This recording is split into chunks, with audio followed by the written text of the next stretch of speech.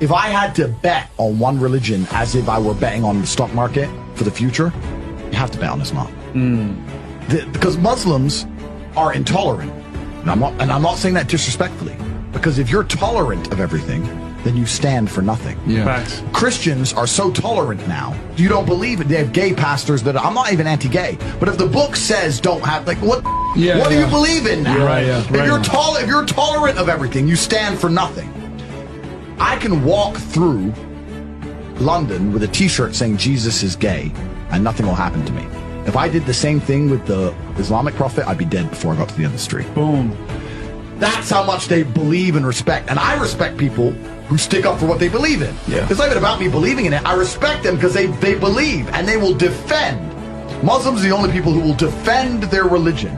They will defend their beliefs. They refuse to be mocked. They refuse to be insulted. And I respect that about them. I respect that. That's an amazing thing about them, right?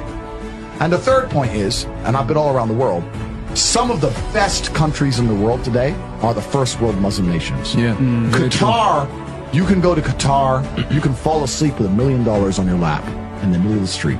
Nothing's going to happen. Saudi Arabia as well. You can go to Saudi, nothing will happen to you. You can go to Dubai, UAE, nothing's going to happen. They leave their cars parked with the keys inside. It's so safe. Wow. It's so safe. Women, everyone's married. Every woman obeys her husband. Every single woman has 4, 5, 6 kids. Big families. All the things we're talking about, all the problems we have here, right? They've got none of that. None of it. Because of Islam. Islam keeps society in the role where women obey their man. Women have children. Women have big families. Women are exceptionally happy to do so. Before some Western girl comes in here and runs her mouth, the Islamic women are happier than any you're going to see in the club tonight. They're very true. They're happy. Society is functioning. Their population is growing because in most Western countries the population is declining. Tim Cass was talking about it today. I was talking. We were Two people have one kid. Doesn't work. Doesn't work, right?